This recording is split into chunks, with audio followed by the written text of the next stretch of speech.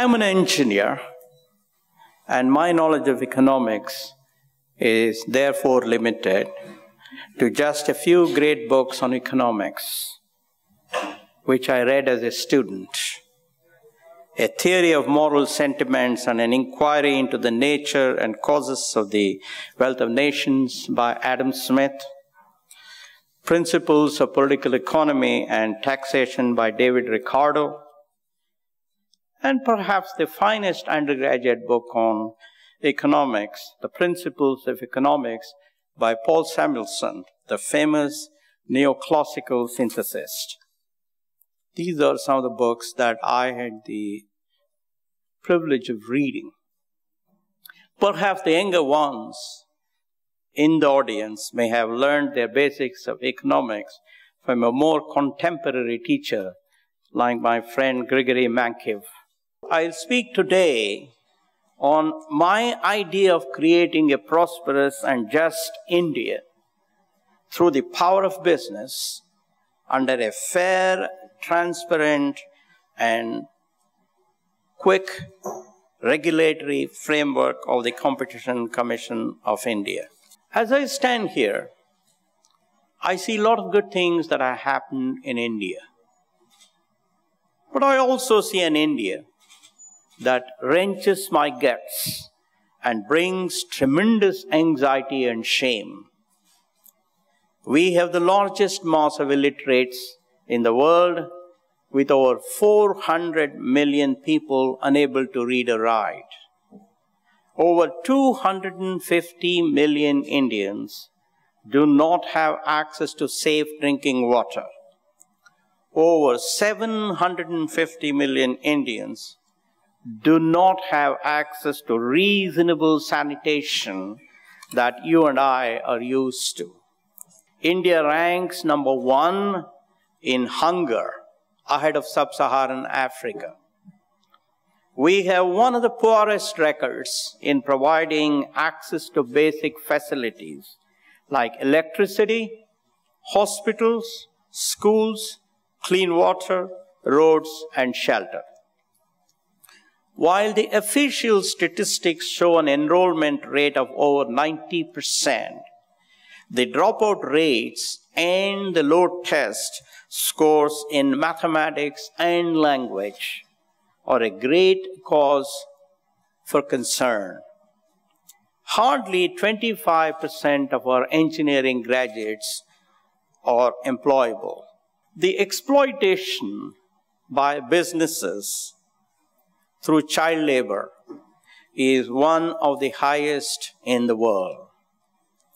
I can go on and on and on, but these data items are sufficient to show that we need to act seriously and with a sense of alacrity.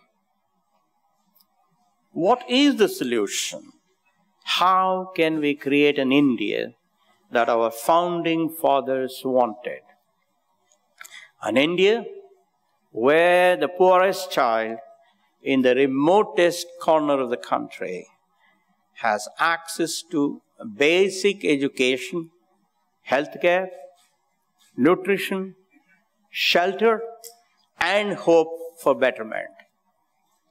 How can we become a civilized society where each generation works hard and makes every sacrifice needed to ensure a better quality of life for the next generation? These are questions that every well-meaning Indian, and I met several of those yesterday and today, both from the Commission and outside. So every such Indian will have to ponder over every night before going to bed. Friends, I did a bit of introspection and came to a conclusion pretty early in my life. I studied all isms. As I told you earlier, I was a strong leftist, one of the strongest leftists. It was very easy to be anything but that during the wonderful Nehruvian days. And I studied communism, socialism, libertarianism, and capitalism, and discussed their nuances with leading, well-meaning thinkers of these isms while I was working in Paris in early 70s, and after that in India with our thinkers. My conclusion was that the only way societies solve the problem of poverty is by creating more and better jobs for our youngsters. Jobs that ensure a comfortable living for themselves and their families. I also realized that the only way we can enhance the income of these youngsters is by producing more and more valuable services and products, by accepting more and more technology, and improving the productivity of these people in their existing jobs, or by helping these youngsters acquire new skills that are valued higher in the marketplace. Behind these beliefs is an instrument for creation of these jobs, and that is entrepreneurship. An entrepreneur converts an idea into jobs for others and wealth for himself. He is an adventurer and acts according to the words of late Robert Kennedy, who himself borrowed it from George Bernard Shaw and said, "Most people see things as they are and wonder why.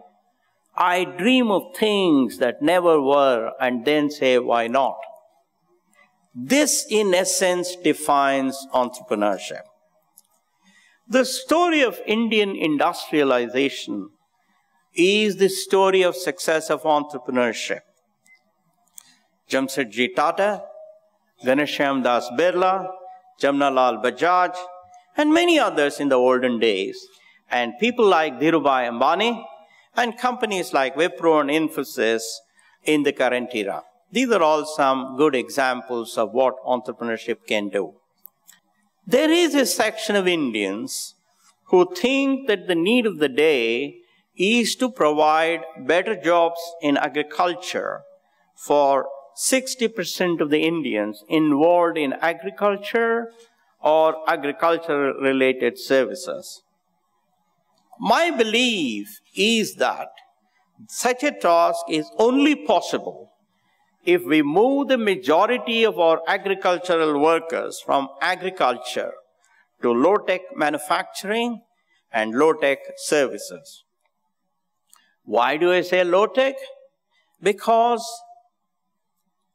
most of these people who are working very hard with producing very little in agriculture are hardly literate and do not possess skills for advanced jobs. Why move them to non-agricultural vocations? Because agriculture contributes only 15% of our GDP of about $1.8 trillion. Therefore, the per capita GDP of an agricultural worker is about $375 or equivalent in Indian rupees, whatever that be. And that is about $1 a day. I have deliberately used dollars because it's an international currency and comparisons are easier. Therefore, my friends, any improvement of the lot of an agricultural worker can only happen if we improve the contribution of agriculture to our GDP by improving the worker productivity and reducing the number of Indians involved in agriculture. Let us be very, very clear. There is no other way of improving the lot of our agricultural and rural people, no matter what politician says, whatever he or she wants. That is the reality. We have to stop looking at entrepreneurship as a zero-sum game, but as a cooperative game. Those of you who have studied game theory will understand this. In a cooperative game, there are many winners. The entrepreneur, the employees, and the government. How do we make sure that the invisible hand works to the advantage of the society? There are two mechanisms to do this, and they are competition and regulation. Competition is perhaps the most powerful instrument for the survival and success of any company. It is competition that brings out the best in any company and leads to innovation and new ideas, new services, and new products. Competition reduces prices, improves quality, and enhances the prosperity of the stakeholders of a company. Every monopoly reduces quality, stifles innovation, increases cost, and eventually leads to the demise of the company itself, without exception. We have seen umpteen examples of public sector monopolistic companies dying, and the sad attempt of the government to prop up a few of them, despite knowing full well that it is a total waste of money. In fact, my friend Rahul Bajaj often says that his best management guru is competition. I agree with him entirely. The second mechanism is what Competition Commission is all about and is equally important. Regulation is like umpiring in a fiercely fought soccer game. Unless there is a good regulator, there are bound to be serious intentional transgressions by unethical businesses in the competitive sphere. This will hurt the good players and damage the reputation of the industry and the country. Rules of the game must be fair, transparent, non-corrupt, easy to communicate, and easy to comply with. Decisions by the Commission must be taken swiftly and without fear or favor.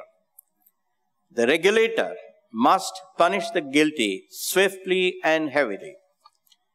Even children do not want to participate in games with unfair umpires. Therefore, trust and confidence in the regulators are very important for us to attract more and more entrepreneurs to start their businesses. It is extremely important that foreign players see our regulators, not just the Competition Commission. There are so many regulators, right? They must see every one of our regulators as the best in the world, since we need lots of foreign investment if we have to create 10 million jobs every year to fight our huge unemployment problem.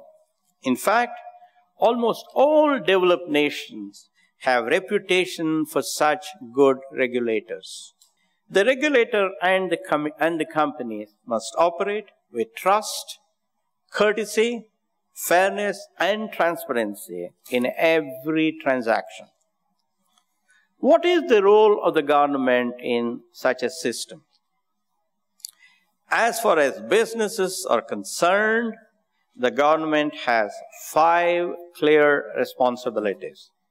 1, there must be unanimity of conviction and integrity of belief amongst all parties, whether they are in government or whether they are in a position that the only way we can solve the problem of poverty is through eliminating friction to ethical businesses and entrepreneurs, both Indian and foreign, to create more and more jobs in India. 2, translate this conviction to speedy action to ensure growth of our economy and creation of better and better jobs by benchmarking our methods with global best and attracting more and bigger businesses both from within India and abroad to create employment here. Every night, every political leader, every bureaucrat must ask what he or she did during the day to reduce friction to businesses and gain the confidence of investors.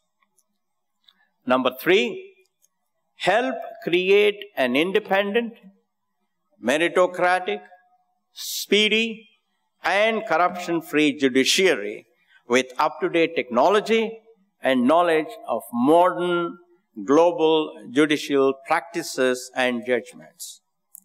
4, create a taxation policy that is transparent, stable, easy to communicate, easy to understand, easy to comply with, and one that creates lots of confidence and trust about the government among taxpayers, and therefore collect maximum taxes quickly and without corruption. Such a taxation policy should have 3 fundamental principles. 1, equity, by making people pay taxes proportional to their income. 2, certainty, by not imposing taxes in an arbitrary manner, by adhering to transparency for the methods used, and by not levying taxes on a retrospective basis. 3rd principle is convenience, that is, by proper selection of the method and time for paying taxes. Now, what is the 5th role or 5th responsibility of the government? And that is, use the tax money collected wisely, efficiently with a sense of urgency, and rationally on a productive basis to make life better for the poor by investing in education, healthcare, nutrition, and shelter. 2nd, by investing in defense, law and order, administration, and other important basic mandatory functions of the government, and by creating better infrastructure for businesses to grow even faster and create even more jobs. What is the responsibility of businesses to earn the trust and goodwill of the society in such a system? I believe that no corporation will show longevity unless it lives in harmony with the society and earns the respect of the society. After all, let's remember that society contributes customers, society contributes employees, society contributes investors, society contributes vendor partners, society contributes bureaucrats, and society contributes politicians. Therefore, it is the primary responsibility of every corporation to seek respect from the society, to conduct themselves in a manner that they receive respect from the society.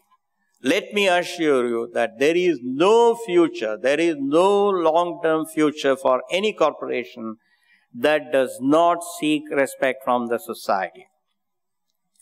The way to earn such trust and respect is to ask, when taking any decision in the corporation, whether that decision will enhance the societal respect for the company. The 3 tenets of earning respect from every decision are fairness, transparency, and accountability vis-a-vis the stakeholders of the corporation. that is, customers, employees, investors, vendor partners, government of the land, and of course the society.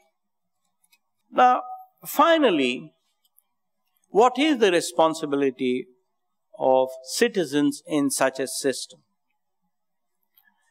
If we in India want to solve the problem of poverty, if we want to leave a better context for our children, then every one of us will have to work hard. We have to be honest. We have to have high aspirations. We have to be open-minded to learn from people who have done things better than us on a global basis. We have to practice fairness with the other citizens. And very importantly, we have to put the interest of the society ahead of our personal interests in every major decision that we take. Folks, if there is unanimity, if there is acceptance among various political parties, the bureaucracy, the corporate leaders, the societal influencers, and the citizens in what I have suggested, I believe this country can start action towards creating an India which will solve the problems of poverty for our future generations. Let me assure you that if this is not practiced by every one of us stakeholders, that journey will be quite torturous, will be a long one, and we may not even get at our destination. Thank you very much.